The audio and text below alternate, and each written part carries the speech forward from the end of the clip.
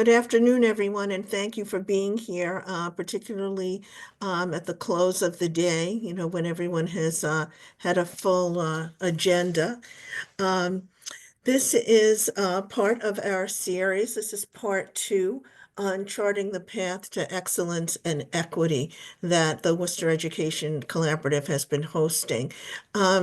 We've talked about some of the hot topics, particularly the MCAS as an assessment tool. But one of the other ways that students are assessed is at a more school-specific and granular level. And we'll be talking about that today. We'll be talking about how the Worcester Public Schools and parents monitor student progress. So, we do have Spanish translation available for anyone who is interested, and the instructions for doing that, for accessing that, are in the chat. Okay, and I would like everyone to note that we are recording. We'll have some presentations from Worcester Public Schools, and we will have Mia McDonald, who is a parent of 5 children here in Worcester, some of whom are still in school, some of whom have graduated and are on to other things. And there will be time for questions and conversation. So why don't we begin with a presentation. Marco Andrade is here from the Worcester Public Schools. And I am going to hand the talking stick over to Marco. Thank you, Jennifer. I'm just going to pull up my presentation.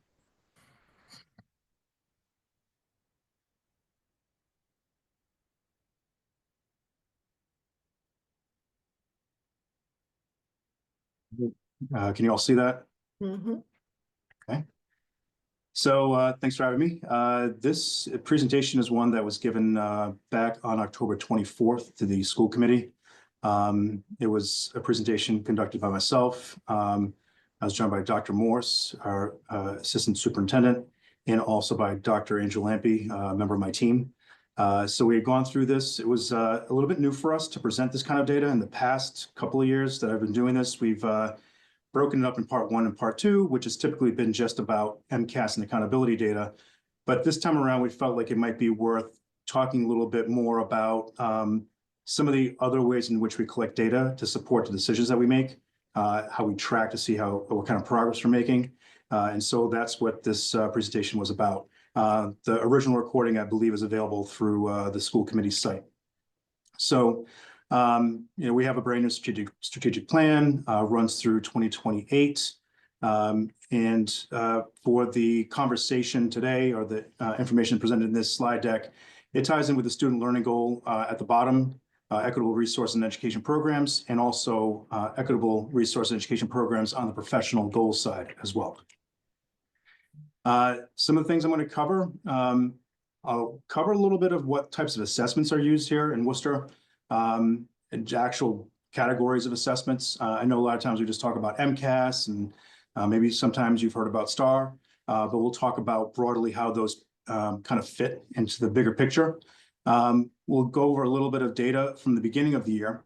So the data we're going to be looking at is data that we collected back in September. So we'll look at that.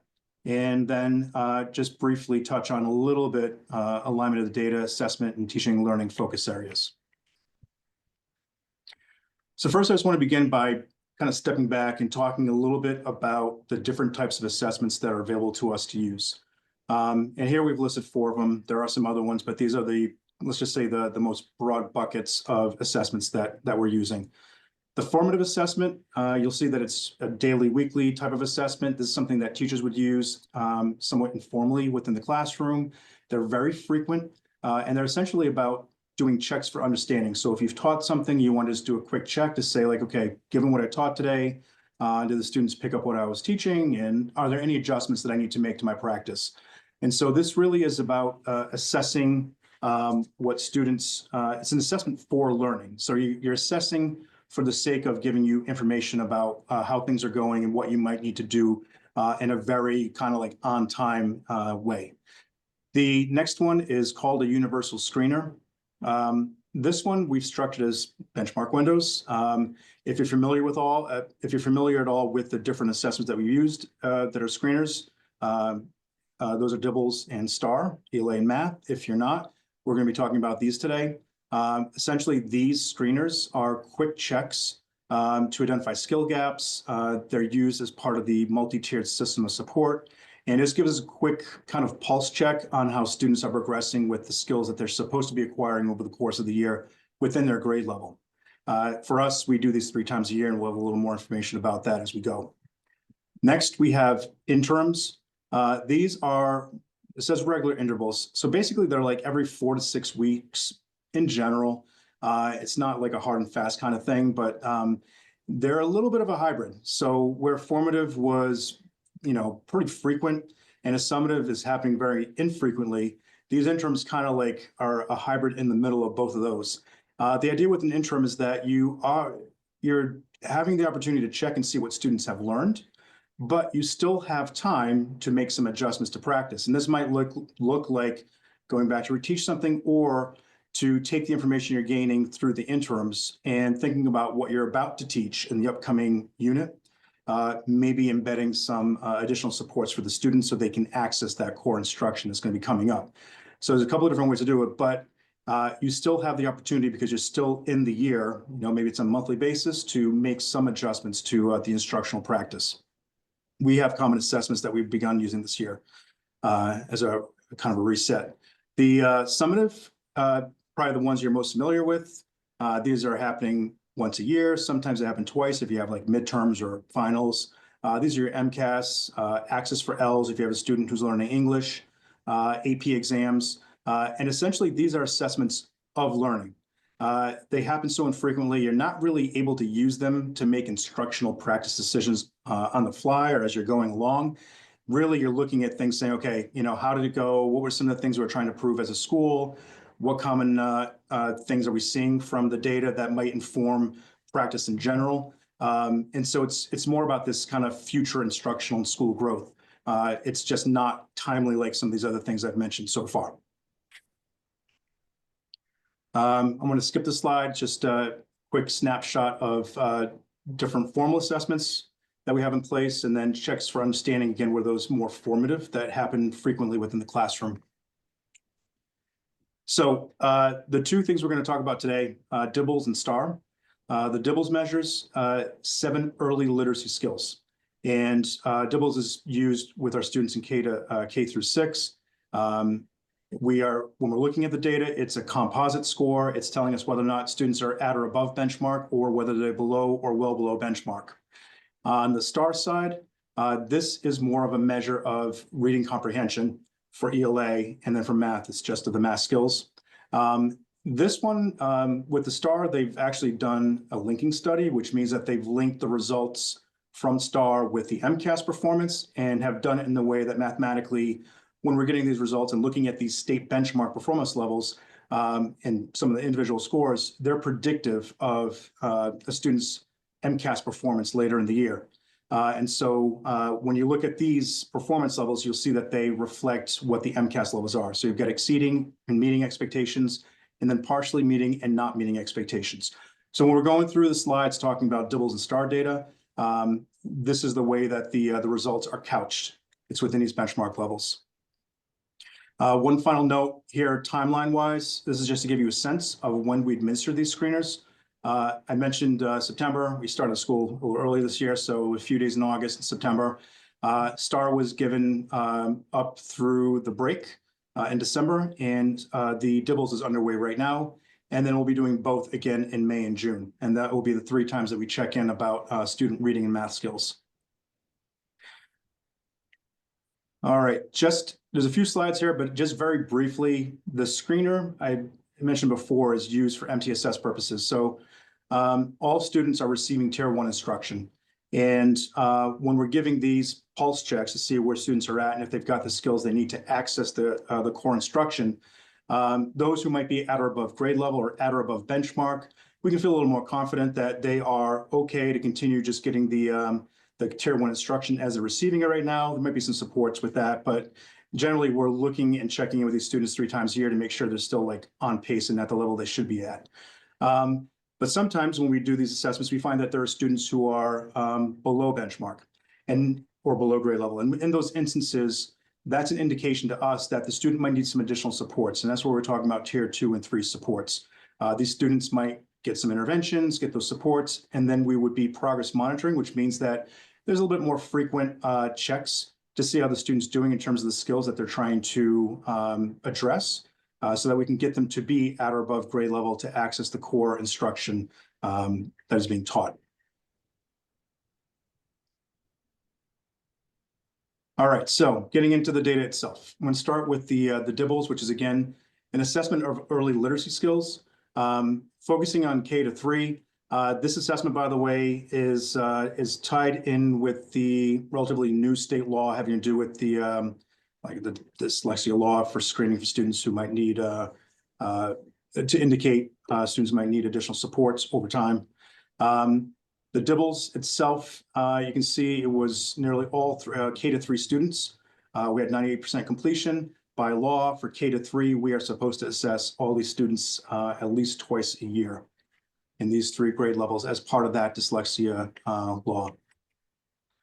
All right, so the first set of results, and what you're seeing here is the SY school year 2024, last year, and then SY 2025, which is the current year. The school years 24 and 25.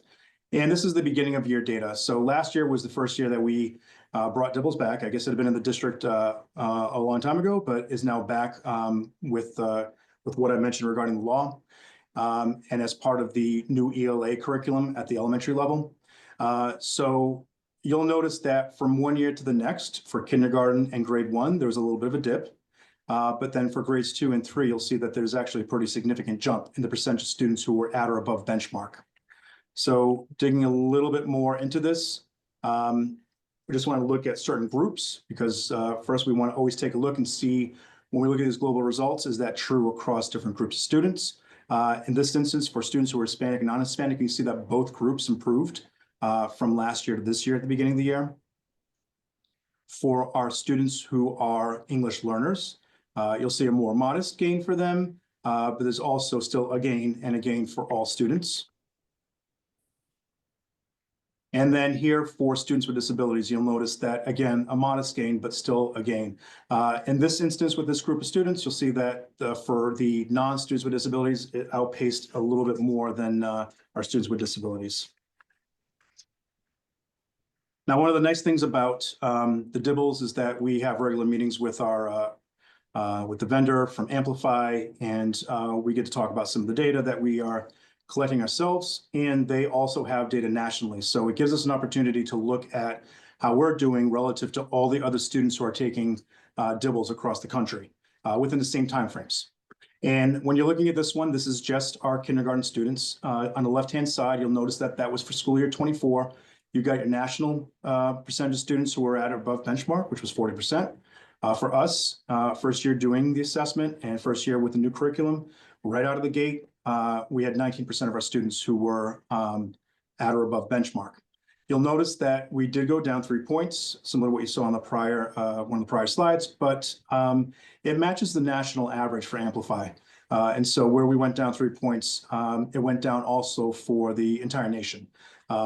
Amplify, we had talked about it, and they had at the time said they were going to be taking a look because it was just something interesting that they weren't expecting to see with the incoming kindergarten students this year. And just keep in mind that the incoming kindergarten students this year is a different cohort of kids. And so this is where they are starting out when they first got here in August and September. We did the same thing in looking at grade 1. If you remember the grade 1, we went down a couple of points. In this instance, though, you can see that nationally they went up a point. So we did not necessarily coincide with the national pattern of change, but we were curious to see, like, okay, well, what's going on here? What more can we kind of tease out of the data? And when we looked at it a little bit more, we realized that the students entering grade 1, 64% of the students entering grade 1 were at benchmark to end last school year, but started this year below or well below benchmark. And so that raises questions about maybe summer learning loss. Students were finishing where we'd want them to be at or above benchmark at the end of the year, but for some reason, nearly 2/3 of them had backslid and started the year as first graders in this category. So this is something of interest, something we need to just keep an eye on and monitor. And when we get to the middle of year, we'll be interested in seeing how these students perform at that point in time to see if they've kind of made gains similar to the prior year. Now, grades 2 and 3 are interesting because here we beat the national pattern. Again, we're starting lower than where students are starting nationally, but for second grade and third grade, it's promising. You can see that we had made a gain of 7 points from the beginning of last year to the students who began this year as second graders. And then for our students who began third grade last year versus this year, you can see that we made a 9-point gain. So again, we're closing that gap with the national numbers, and we'll be interested to see where we are come the end of the middle of year assessment window. All right, so now I'm going to transition into STAR reading. And for this one, again, it's reading comprehension. The slides are set up pretty much similarly across the next few slides. You've got grades 2 to 6 on the left, and you're going to have grades 7 through 9 on the right.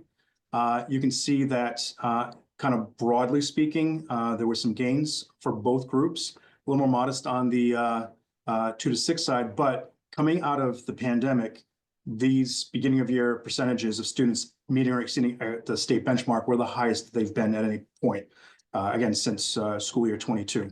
So that is something that is encouraging. When we look at the students who are identified as Hispanic or Latino, you'll notice that for students in grades 2 through 6, the percentages were flat. They didn't change, but we can see that in grades 7 through 9 that those did increase.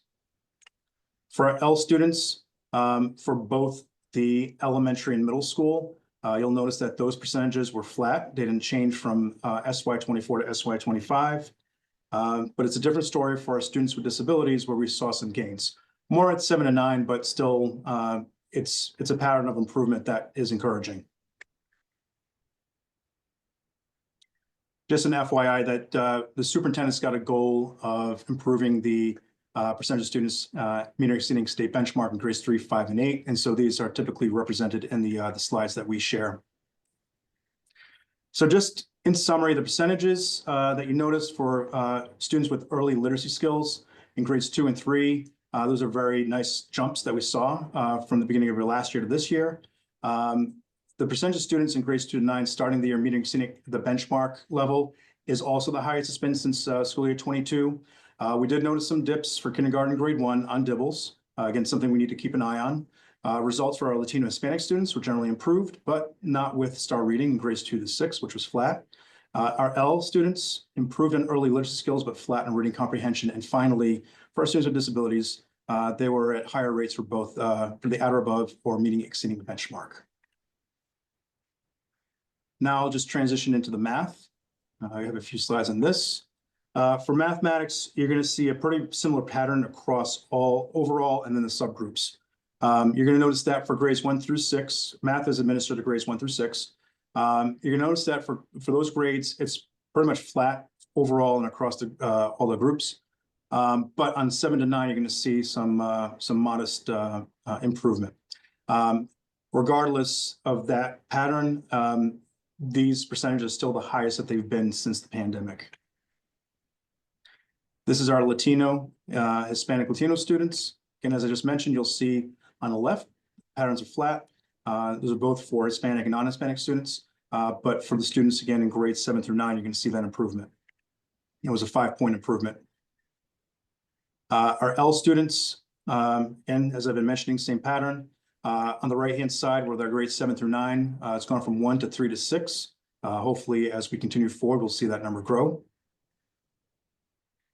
And then for our students with disabilities, flat on the grades 1 through 6, but nice modest gains on the in grades 7 through 9.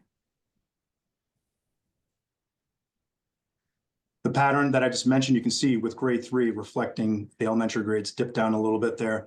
And then on with grade 8, you can see the jump from school year 24 to 25.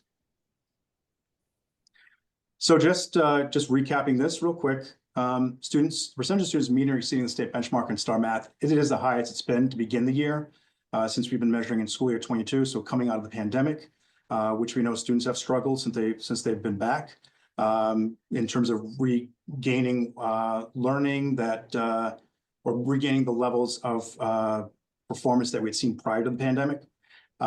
Students in elementary students in grade 3, they're slightly lower. And that is true for Latino, Hispanic, ELL students with disabilities. So across the board in mathematics, those grade 3 and then at the elementary level. The flip side of this is that for grades 7 to 9, we're seeing those across the boards, all the subgroups. We're seeing some of the highest percentage of students meeting or exceeding state benchmark. One of the last things to cover here. We do use a variety of assessments and screeners. We have a comprehensive assessment survey system. The different assessments all kind of work together to provide us different kinds of information. These screeners are opportunities again to do like a pulse check throughout the course of the year to see how things are going, and then to provide supports for the students who might need it. We do have many tools to help educators. I mentioned the MTSS, that multi-tiered system of support, which is there to provide supports and interventions to students who might need to address some skill gaps. For both the reading and the math performance, we do see the highest levels we've had since school year 22. And in some of these areas, we're seeing some promising gains. And if you've heard the superintendent speak when we do these presentations, our Hispanic, Latino, ELL, and students with disabilities, those groups continue to be a major focus for us in both ELA and math, and will continue to be as we move forward. So we want to make sure that everybody, as they improve, everybody's improving together, and that for these groups that they're closing some of those achievement gaps. And these are just some examples of the things that are going on within the district. In the first presentation back in October, we spent some time discussing some of these activities. And I think with that, I will close it out. Okay. Thank you, Marco. That was very helpful, also quite dense. So I think some of us will need to think about these slides as we as we continue to understand this. There are a couple of questions in the chat that I'm hoping we can talk about. Anthony raises the question about gaps by race, ethnicity, low income, and English learner. We see the gaps in the MCAS and gaps across a variety of types of standardized tests. Do we see those gaps in the STAR and DIBELS? And are they as wide as the gaps we see in other standardized testing? Yes, we do see those gaps. All the standardized assessments, they're relatively consistent in terms of showing the patterns of performance. The benefit for us with these is that we get to check in along the way to see how things are progressing. The nice thing about the STAR assessment, as I mentioned earlier, is that it predicts performance on the MCAS. So we have a sense of how things might look come March, April, May. What I can't speak to if it's exactly the same, but the gaps are present. The superintendent's goal is based on the STAR assessment in terms of closing some of those gaps. So, these are the measures we're using just to make sure that we're making the kind of progress we want to see. So at the end of the day, they're all standardized measures. They're good tools, and we use them in different ways to try to make sense of whether or not things are progressing the way we want to. Okay, great, thank you. And also regarding the Amplify, how do other districts use Amplify also? Are you able to compare Worcester to other districts with similar demographic profiles? And if so, what does that look like? Now, unfortunately, we don't have that option typically with vendors, they can't share which other districts are actually using the product. What they do is they'll take all the data as you saw it. It's across the nation, so it's everybody except for us. But it does give us an opportunity to see how things are going just nationally. So I can't say exactly how representative the national sample is compared to, our demographic makeup. But it does give us an opportunity to see how we basically stack up against all the other districts that are using the product. And more importantly, and when we're looking at this stuff, we're really looking over time. And we don't typically just look at just one assessment window and say, oh, hey, this is fantastic, look where we're at. It's encouraging to see things improve, but we really need to see these things kind of building on themselves time after time after time. So even if the demographics don't exactly line up, the goal is to see our growth and to see that we're closing that distance between ourselves and the nation. Okay, great. Thank you, Marco. I'd like to now pass the talking stick over to Erin McMahon. Erin is the principal of Lakeview School. So Erin, would you talk to us about how you all use the various assessments in the school and to inform teacher practice? Sure. Thank you for having me, first of all. So we meet pretty regularly with Marco and his team. And what's really nice about his office is that they're really, we can really tap into them and make them kind of create data that really works for us on an everyday practical kind of standpoint. So what we try to do is take this data from a district level, certainly then look at it on a school level and say, how can we be of impact, right? How can this information work for us? And what does that look like day to day? And how do we help have this make sense for kids, right? For students. So one of the things that, and the superintendent has been really, intentional and clear with her directives, and it just seems like it's common sense. It really makes sense, and it aligns with her district goals of, drawing people into the conversations and having students be equal stakeholders to their, learning, everyday learning. So one of the things that we have done at Lakeview is, we've looked at the data. So the students came in at the beginning of the year and they took their beginning of the year, the STAR and DIBELS, and we definitely on point with certain trends. We noticed that there was definitely a summer slide, and we weren't as thrilled with the data that had come in beginning of the year, but it was a launching point for us. So we said, all right, let's get the kids, get acclimated to school and the routine and kind of shake off the cobwebs. And about 6 or 7 weeks later, we had done a whole nother school progress monitor, and we did see a considerable jump. So we were heartened to see that. It was just, they might've been a little rusty come late August, early September. But with that information and that big jump that we had seen with, certainly a lot of students, we said, you know what, let's draw the kids into the conversation. So we started the practice of, and this is something we did years ago too, but we just kind of got away with, or we just, for some reason, but we made it a point to meet individually with each student and share with them, a report that was kind of reader friendly, and shared with them their performance and set a goal individually, one-on-one with each student, where we thought, come December, we try to be conscious of not over testing for sure, but, come December at the next window, we want to set a goal. So, with you that you're continuing to improve, and the learning that you do every day is going to get you to that point. So it's so important to stay focused and ask questions and be curious and on a day-to-day level. And we found that the student buy-in and their investment changed dramatically.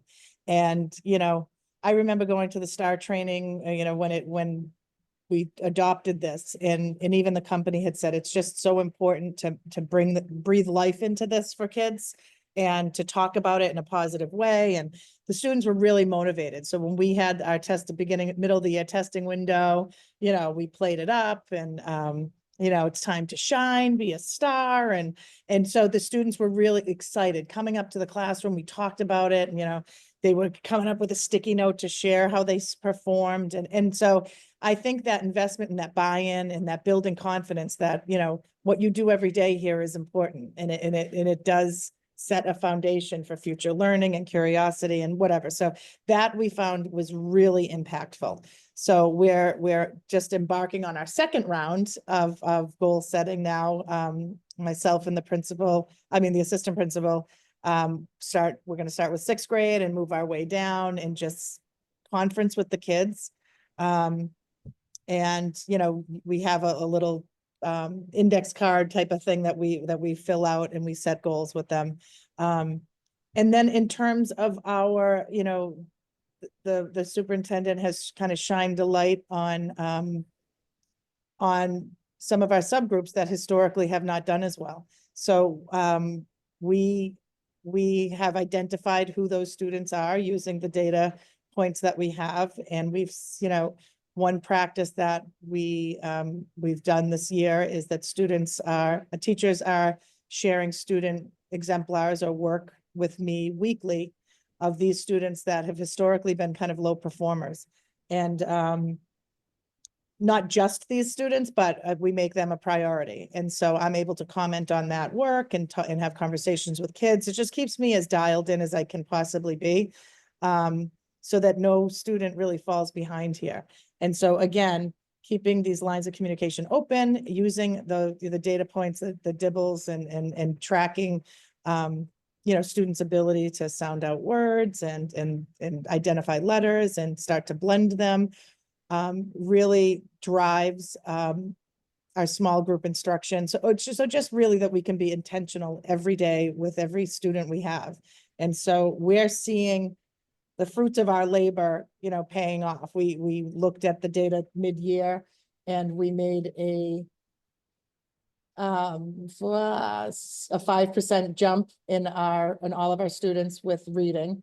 And with our Hispanic students, we saw a considerable jump as well. So we're pleased with the work, and we just, it can get easily muddled. And so what we've tried to do is let's simplify this. Let's talk about this and let's draw the students into the conversations.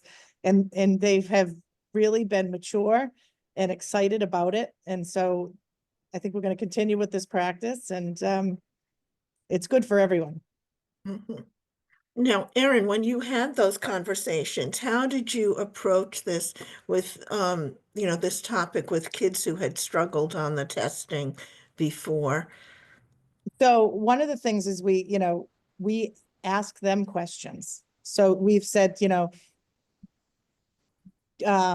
you maybe that if a student maybe didn't perform as well or dipped a little bit, right? And we say that's okay. That can happen on days, and maybe there was a consideration as why that might have happened. But we do ask the students, about their testing environment and where they feel best. And sometimes, a smaller, quieter space is helpful, or maybe, so we do draw the kids into the conversations about that. And there's no space unturned here when we have, it might be a testing week and some kids perform better in the ML teacher's classroom and some do, sometimes it's just the environment or, just putting them at ease. It could, some kids have test anxiety and that's real.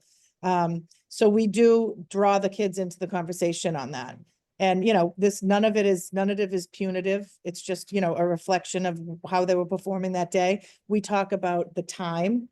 So if you see that, this should usually take you about 25, 30 minutes. And if you look at this and you only took 7 minutes taking that, do you think maybe you went a little bit fast on that one? So maybe next time, let's think about that. So, just simply having the conversation about what the data means to them. And, it's so interesting to see a kindergarten student out in the hallway where it's quiet, one-on-one with their teacher, taking a timed DIBELS test. So some of it is just learning how to, I don't want to say test take, but like learning what the game is. What am I dealing with here? You know what I mean? Do I have to sound all these sounds out within a minute? So, it's not surprising, Marco, to see you see the biggest jump in 2nd and 3rd grade because they're now at this point, they're kind of acclimated to what this is asking me to do. Mhm. And how to play within those parameters. But on a practical on a day-to-day point, we try to make it as real as we possibly can for students so that it makes sense, so that they understand themselves as students, they understand themselves as test takers, because there will be times that they have to perform, and what does that, how do they best, how can they best perform on those days? So Mhm, mhm. That's great. And, as you talk about that, the expectations we have of the very youngest learners to be proficient test takers is something to think about. So, yeah. mhm, mhm. Yep. And Erin, can you talk a little bit about, Marco talked about the summer learning loss. Could you talk about that at your school and how you approach the idea of the need to maintain the academics at some level over the summer?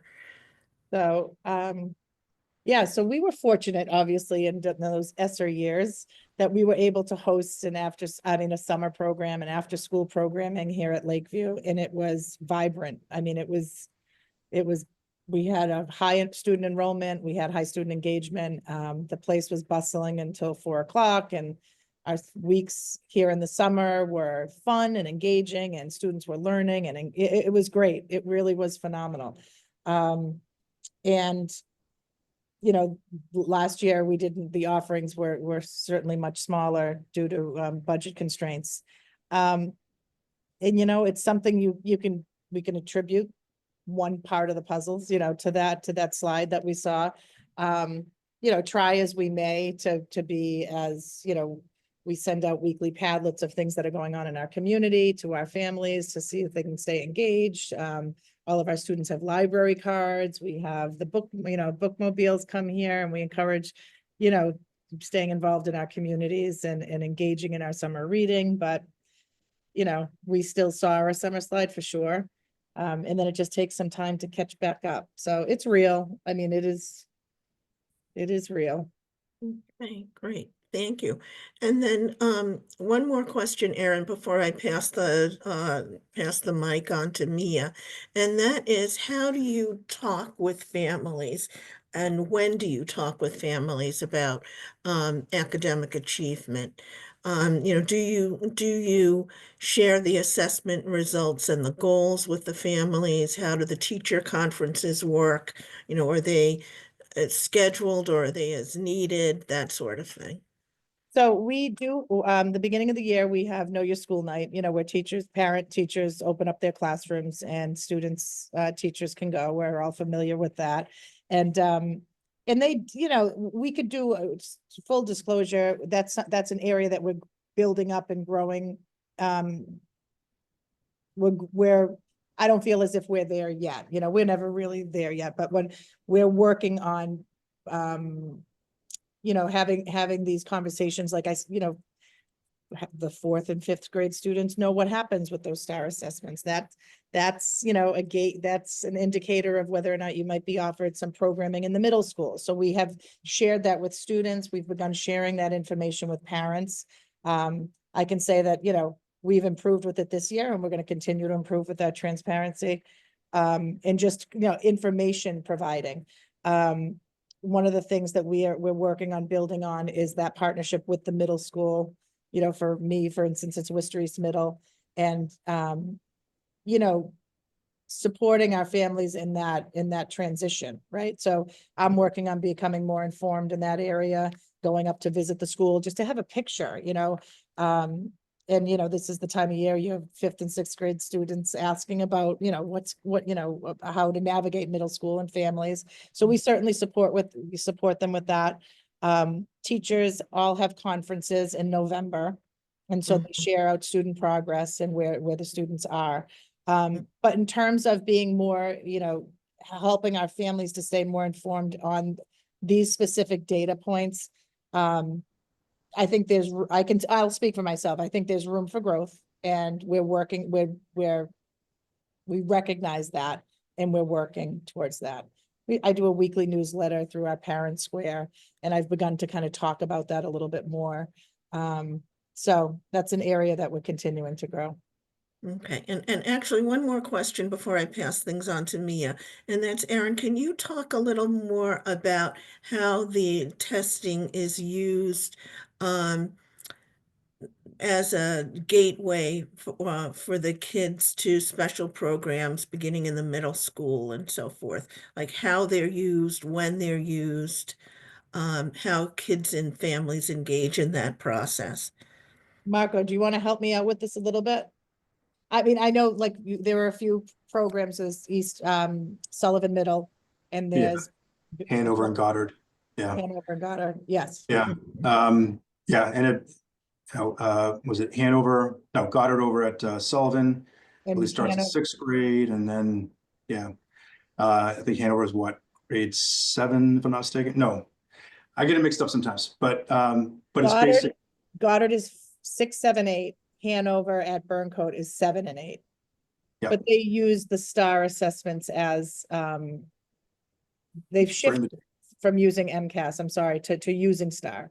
So, Mhm. that's something that we share with our students that like, this is important. This isn't just for our eyes and to see but opportunities do present themselves when you perform well. I mean, and that's, so Mhm. Okay, and is it a single star assessment that's used for the entry, or it's cumulative over several It's years? multiples, yeah, it's the current year's middle of year, beginning of year, and then last year's end of year. So Okay, it spans a couple of grade levels to give a real sense of how the student's performing. But as long as a student hits a threshold at any one of those windows, they qualify to be part of the group that gets sent an invitation. okay, great, thank you. I'm now going to pass things over to Mia. Mia is a Worcester Public School parent and has been for a number of years with kids in several grades and kids who have graduated. So Mia, if you could talk to us a little bit about your experience with the testing and how you and your family have talked about it. And I am also going to turn another light on in my room so I don't look like a character from Dark Shadows. Excuse me. okay. Yes, hi, I'm Mia McDonald. I'm a WPS parent, and as Jen mentioned, I have 5 children. They all went to Gates Lane School for pre-K through grade 6 and had a great experience there. My oldest graduated from Burnham High School in May 2020 in the Coast program. My daughter graduated from the Goddard Scholars Program at South High in 2023. I have a son in the electrical program. He's a senior in the electrical program at Tech.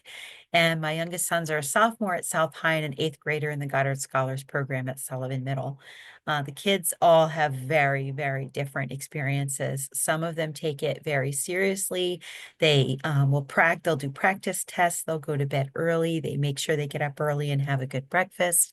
But I also have one student who thinks it's a complete waste of time, says it to my face, and refuses to put in any effort and answers B for every question. So it's very different. Our experience, my husband and I, with the in-school assessments is mostly with the MCAS, just due to the time spent and the reports that we were provided, the following year. We were concerned with my oldest that he'd not be able to pass the MCAS graduation due to his autism. But with practice, support from the Coast program, and some accommodations, he passed. He took it all very seriously. He's one of the ones that took it very, very seriously, and it caused him a lot of test anxiety. Sometimes he couldn't sleep before the night of standardized testing. Mhm, mhm. And Mia, how do you interact with the teachers and the school overall about the kids and about their testing and other measures of academic progress? So we mostly interact with the students, with the teachers by using the weekly Google Classroom update. I read those for each of my 3 WPS students every week. They come Friday evenings. Because I'm such a popular person. I spend my Friday evenings doing bills and reading Google Classroom updates. So I use that as an indication if there's missing work, and then teacher emails and test scores. We do tell the kids. None of them, one of my other students and then my oldest student was on an IEP. My fourth son was on a 504 until the 7th grade. And there was an indication there if they got a test score below a 70 that I had to be notified with an opportunity to retake the test. But none of them are on any of those sort of accommodations right now. I do ask the kids to tell me if they got below a 70. And then we rely mostly on interim grade reports, the interim report cards. We really take those seriously, and anything from the teacher, any emails from the teachers. Mhm, And we great. attend all the Know Your School nights at every school every year. That's a lot of meetings, Mia. Um, I'd like to loop Marco and Erin into the conversation also. As you're thinking about things that the community could do, I'm thinking about the summer learning loss and how that has been, that is an indicator of student overall success and has been for decades. And it's something that schools try to address, the community tries to address. And if each of you could talk a little bit about how, from your perspective, how you see that. I'll speak for a second, Marco. But I try to think about, first of all, I myself am a Worcester Public School parent. I should have said that before, but I have 4 kids that went at certain points through their life through Worcester Public Schools too. So Worcester resident, and I know what that feels like to be juggling a lot of different things and kids' agendas at once. But I look at Lakeview, and I'll speak to Lakeview. It's what I know right now is, this is the first point of contact on so many levels for so many families, right? It's the first place to come to when they need something, right? So it's a safe place, and that's what we try to create here, is like a safe, warm, welcoming environment for kids to come. And I feel as if, and it's just a cash cow, right? When you think about running and managing, but how important neighborhood schools are for a city like this. And so to offer, programming maybe at other places, our families might be less inclined because of transportation, maybe a little fear of the unknown or whatever, but having programming in a familiar building, right? Where we try to, have fun and learn and, create great memories, I think is really important. And I think we saw a level of success with summer programming and stuff happening here because it was a familiar place for our families. And that's a challenge. It's a financial challenge and a burden that, it's a tough thing but what I think makes this city great is these small little pockets of neighborhoods that are everywhere, Even when I was working summer programs at other schools, I'd say, I would walk into the unknown, say Columbus Park, and then, oh my God, what a great little community this is. And so I think that creates a level of safety for families. It's a challenge to try to figure out, but. Mhm. Thank you, Erin. Marco, do you want to speak to that issue? My lens is a little bit different because I'm just working in the data office. So for us, it's more about trying to keep an eye on what's going on. We know that the summer slide can contribute a lot to the achievement gaps that we see, particularly over the course of time. And when I was talking through the data, one of the things that we're just interested in seeing is that each successive year at each of those windows, that things are just kind of ticking up. Even if it's a point or 2 points, it's like slow, steady progress. Those things to me are an indication that we're making the kind of sustained systemic change that we want to see. And so that's important. But, we look at the data, we try to see what's going on. And in the instance like we saw with the first grade students, it's a question of like, all right, where are we at? Are they going to make the gains to come back? Are we going to see this with the kindergarten students next year? We're now in actually the 2nd year of this new curricular resource. So, teachers have had a year under their belt. There's more familiarity with it. So, things happen, right? Contextually, historically, there was a lot of things that were going on with that being a new product. So we might not see that again. But if we do, then it's like, okay, What did we do? What was going on? What kind of opportunities did the students have? Are there other things we could be doing to support students going from kindergarten to first grade that, if we can kind of pinpoint exactly what's going on, that we might be able to work with others over the course of the summer to really try to address these things so that kids don't come in falling so far behind, but that they're ready to go to begin the year. So it's a little bit more of that kind of like looking at the data and trying to make those types of decisions. Great, thank you. Mia, do you want to speak to that? How you keep your kids on track? Yeah, so my oldest, as part of his IEP, he was required to attend summer programming, and watching him do that, it really was necessary. It was beyond beneficial. It was necessary. He would regress every summer, and that, based on the quality and the quantity, it was quality and quantity of his summer program was distinctly correlated to how much he regressed. Because, with autism, it was about keeping that pattern of riding the school bus, entering the school, getting ready for school. It was so much more than just, a standardized test score for him. So the value of the summer programs was just huge. For the rest of our kids, we have a requirement that they have to read a chapter book Sunday through Thursday, the typical school nights. They have to vet their summer reading books with us. They have to be classic literature. Nothing against Dogman. They can read Dogman all weekend. But during the week, they have to read, Chronicles of Narnia. The kids are all, can you hear the barking? Is it filtering it out? No, you're good, you're good. Yay, Zoom. Thank you, Zoom. So they are required to read chapter books. And I want to say that, that there's still summer reading, but now the kids are in high school. Most of the other kids did not do a summer programming, just because they were actually really busy in Worcester Rugby over the summer. Worcester Rugby has a program, and Worcester Rugby has gotten grants, twice at least, where they pay the kids an Amazon gift cards for reading books. And my kids read books for summer for the rugby. And so the kids, they're participating in the rugby team. It's coming from their coaches. And then there's this sense of competition where they're competing with each other. My kids are reading buckets of books with the Worcester Rugby program. Great, thank you. With respect to some other pieces of the curriculum, Erin and Marco, could you talk to the math portion of it?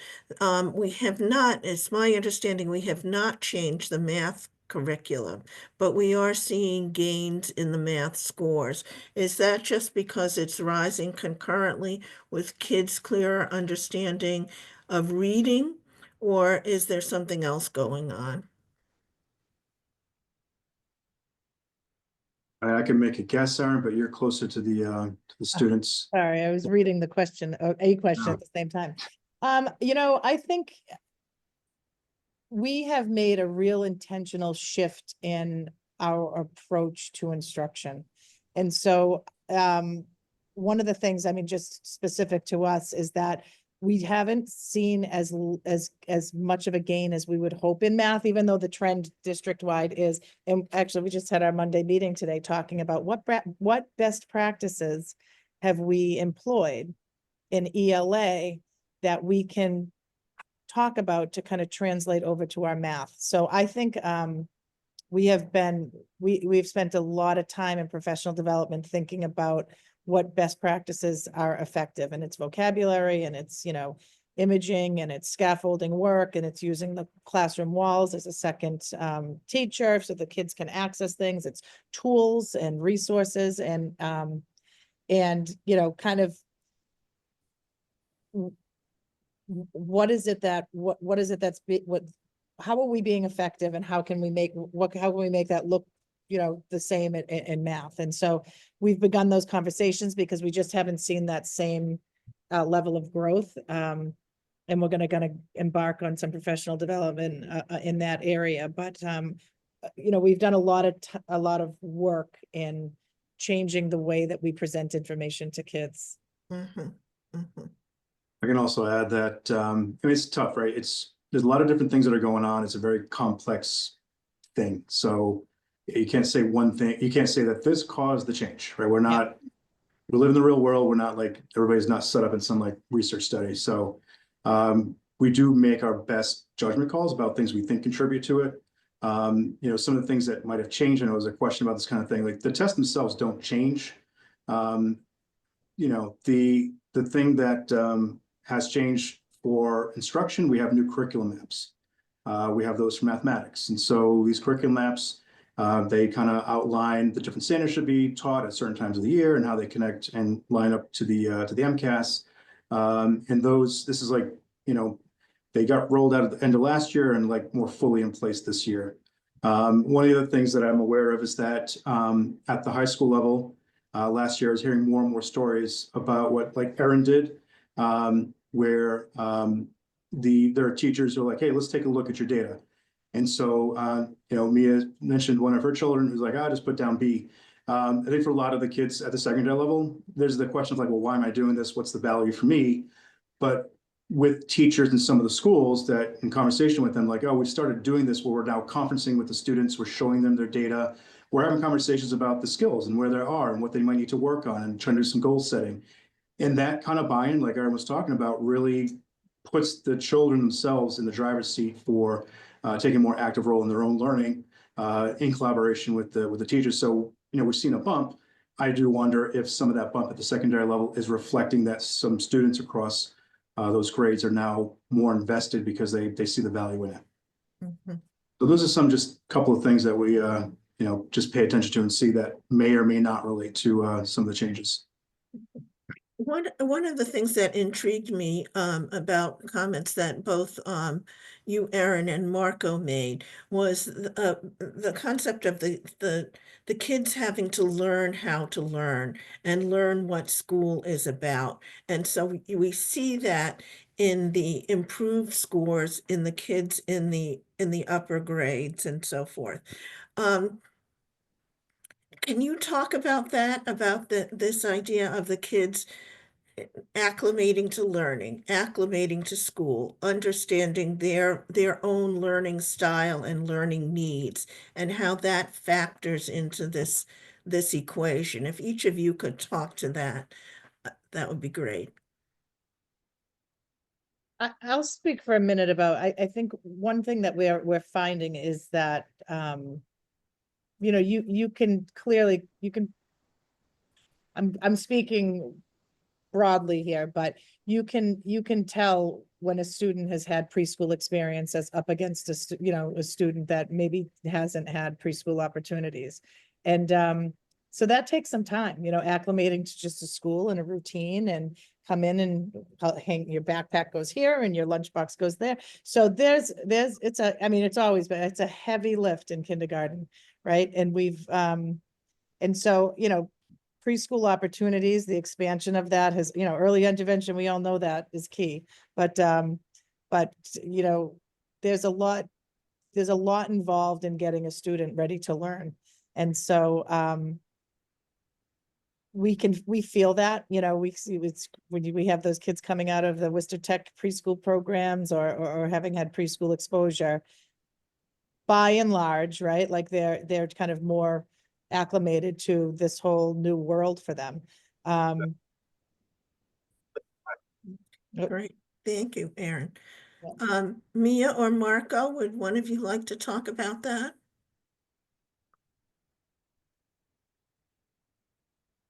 I do think it's a skill, learning how to take a standardized test. It's a whole separate learning how to take a test is definitely another skill that the kids have to learn. And that's why, as the kids get older, we encourage them to take the PSAT. I really appreciate the Worcester Public Schools provides the PSAT for free so that the kids can take it and just learn what that's like. Same thing for the MCAS. I was pleased to hear that you are going to start sharing more scores with the students. My children, and I also asked some of my kids' friends, they're not familiar with what the scores are used for. They are familiar with taking the STAR tests, but they are not familiar with what the scores are used for. And they just thought it would be measuring. They did not realize their own progress was being measured. And they all concluded kind of together in a conversation that the progress was probably as for the class as a whole, just to make sure the class was progressing. Mhm. Mhm. Okay. And Marco? Not too much more to add. I think Erin talked about it earlier in terms of the test environment. That really matters for the students. You want to make sure it's a conducive experience for them to, show what they know. we really want them to be bought in. And so at other pieces like Mia's talked about and Erin, as she's done, I think the more we can get the students involved in looking at their own scores, their own performance. I mean, there are reports that tell them like the skills that they're working on, skills they could work on next.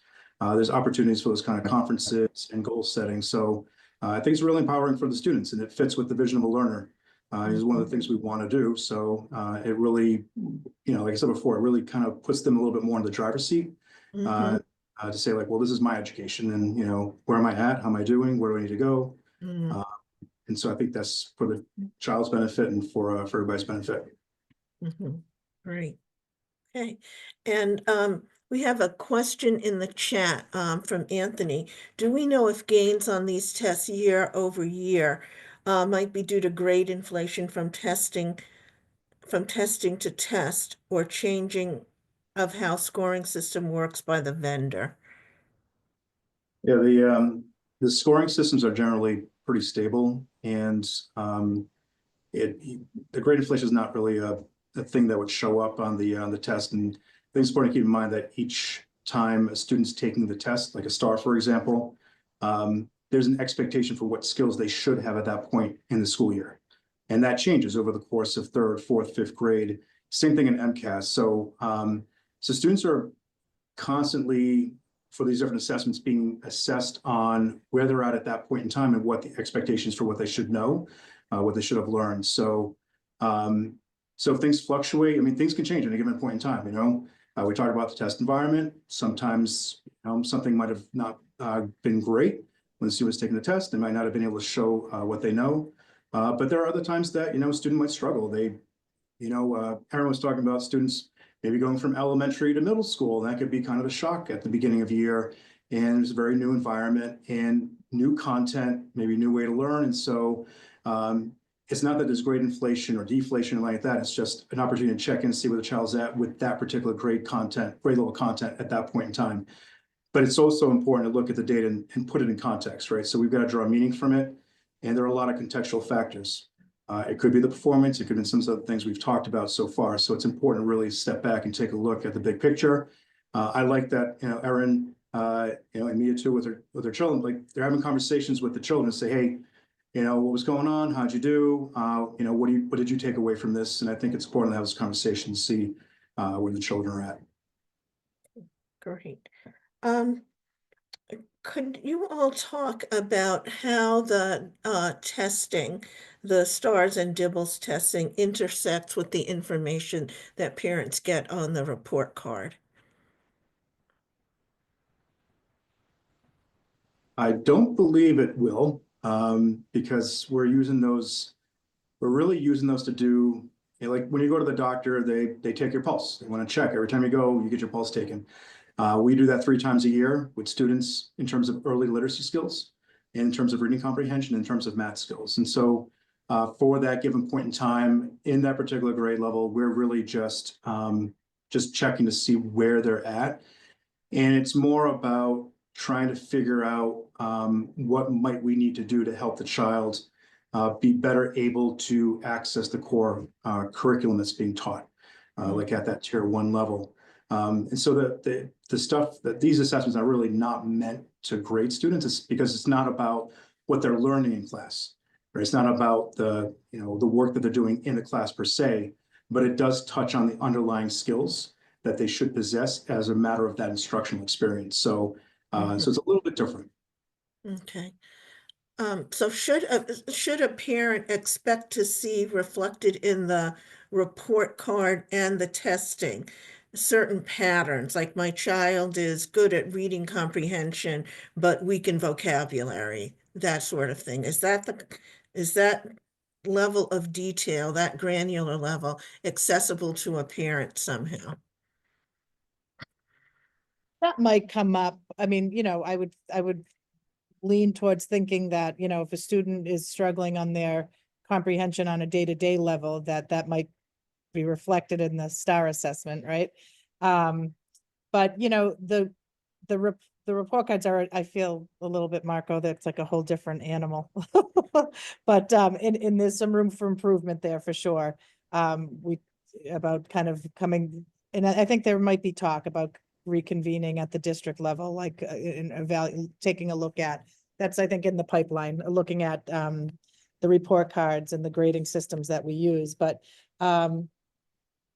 you know, I think one of the things that a second grade teacher just shared with me, because Q2 ended on Friday, that she's like, you know, I have a letter because it's a point of stress for some families if they see that their second grade student is still developing in an area. So she kind of demystifies it with a letter, and she's like, can you read it and see if this comes across clearly, or, you know, is my tone good? And so you know, I looked it over, but it's a tough thing to absorb because it's growth over time, and you want to see that they're learning new material, as they should. And the hope is that by the end of the year, they have mastered that, but it's probably not, it can be. And I don't know if, Mia, you can speak to that a little bit too, as a parent. I'm in the education world, so when I got my kids' report cards and they were developing in an area, I kind of understood it a little, but it can be tricky for parents to understand, for sure.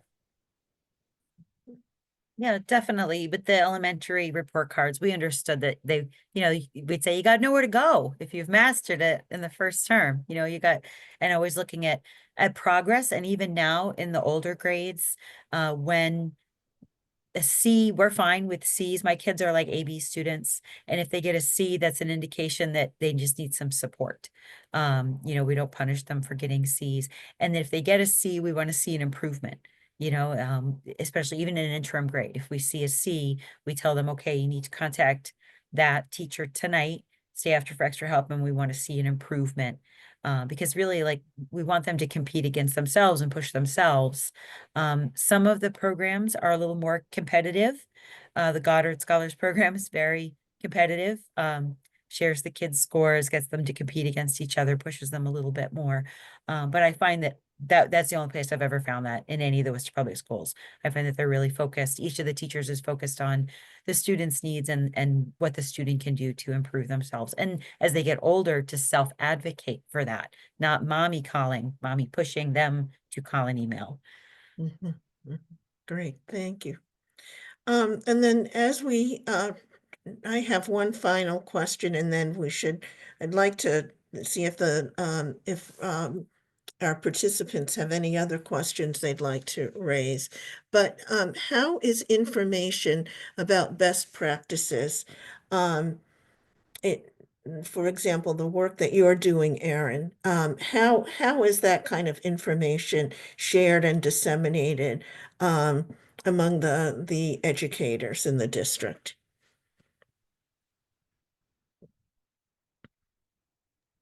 So we have, you know, the work that we do at the beginning of the year centers around, you know, our North Star, which is, you know, why do we come here every day, and what drives us, and what is our goal and our mission? And from there, we work with our instructional leadership team on developing a roadmap of, you know, we take a look at all the information we have.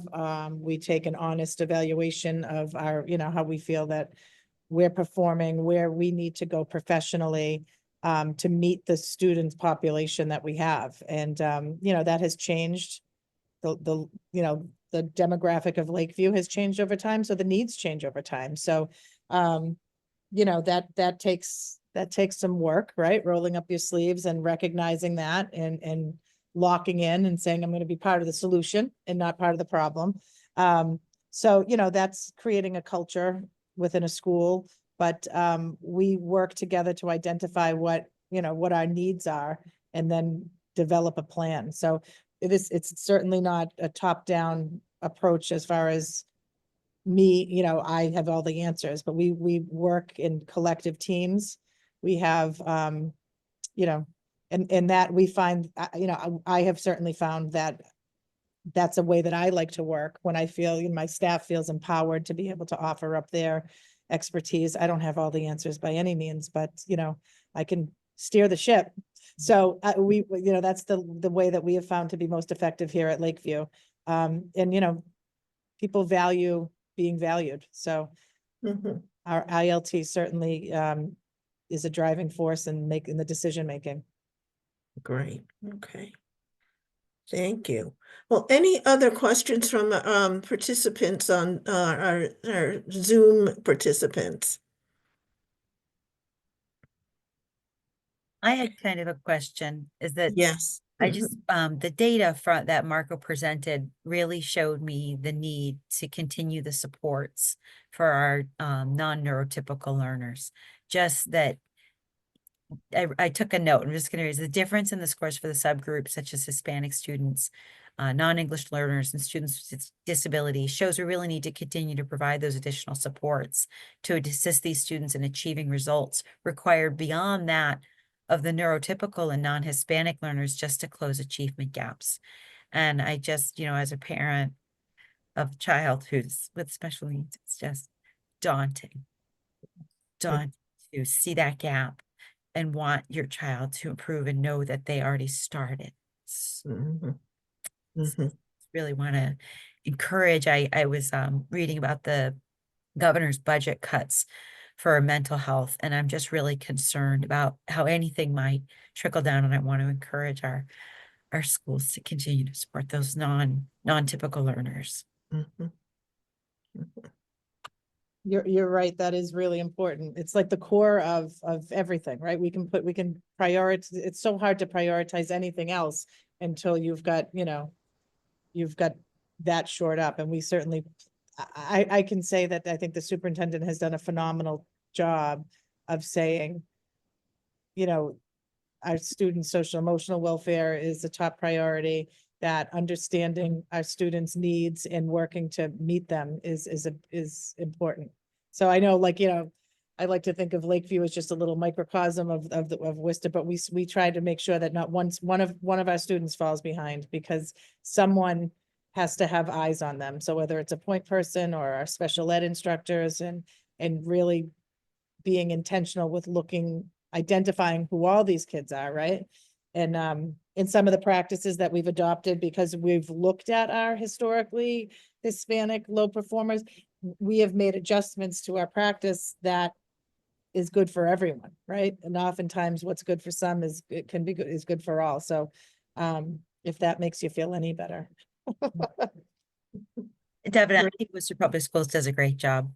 It's always been very supportive. And one more thing is my kids asked me to convey the importance of creating a safe environment. And I just mean straight up violence. When the kids don't feel safe, and like I mentioned, my boys are rugby players, they're aware of their surroundings, they're confident, they're physical kids. They're not feeling safe, and it's hard for them to focus when they're thinking about lockdowns and fights and drugs. So just really creating that safe environment. Without that, we can't even get to that next step. Thank you. There's a question in the chat from Angela at the Worcester Public Library. And Angela has a question about summer learning and any predictions on whether summer learning will bounce back this year, thinking that the library is already planning for summer, and and what information could guide community groups that work with kids in the summertime. I would say that things are moving in a good direction right now. It's hard to say like exactly what it's going to look like come next fall. As I mentioned, the goals, of course, we keep building on what we've had before. But I would say that it's just some of the summer slide. It's a reality, particularly in urban districts. So, if there's opportunities for students to read over the summer and to do some things that are engaging and fun, but still educational, then I don't see how that would actually, it won't hurt for sure. Students would benefit from that kind of experience, and it would actually potentially protect against some of that slide. So there's, I don't think there's any scenario where it wouldn't necessarily be a good thing. So no matter how things are tracking as we get closer to the end of the year. Okay. All right. Anything else from our panelists for the good of the order before we adjourn? Any last words? No, from our participants? I have a question I posed in the chat. Oh, Robert, yeah. Oh, sorry, I missed that. Sorry. Robert Lane, who is at UMass Medical School, asked what initiatives are in place to engage the non-engaged parents and the students who are the non-typical learners and families.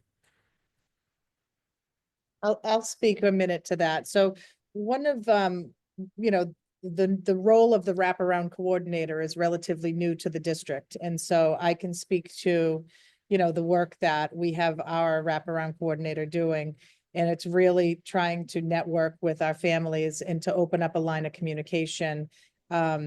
She's going all the time, you know, attendance being one of them. So right, that's her entry point, is that she's the face for the tardy slip. So she's like, all right, you know, we'll try to build a relationship with those families that might be 5 minutes late and, you know, or whatever. And from there, she checks in on students if they're not in school. She does a monthly coffee and conversation, and we have, you know, just to come in, have a cup of coffee and tea. We'll talk about current events at school, student initiatives and things that we have going on.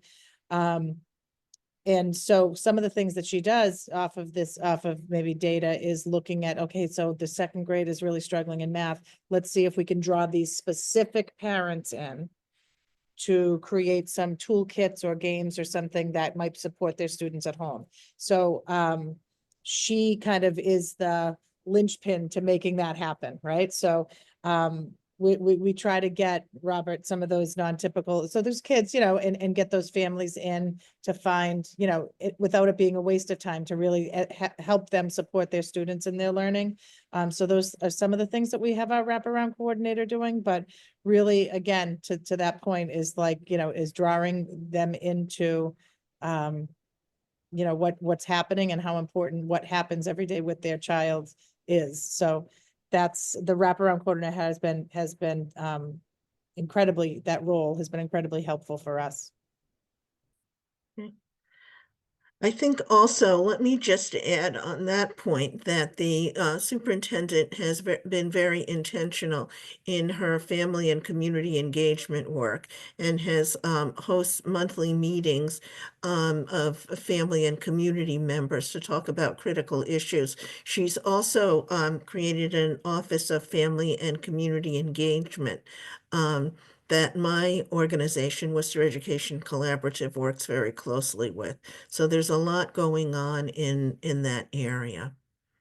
So, all right, I am going to take last word privilege and thank everybody for being here. Thank you, Marco and Erin and Mia.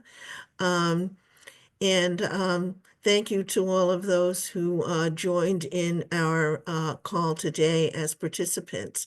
Emily, do we have information that you can put up on the screen about upcoming programs and events? We sure do, Jen. Let me get that up for you. Okay. So the final event in this series, the Charting the Path to Excellence, is on the Worcester Public Schools' new literacy curriculum. We've alluded to it this evening, but this will be a deep dive into that. That will be on Monday, February 10th from 4:30 to 6. So we hope to see you all there. And thank you, everyone. Great conversation to everyone. Thank you.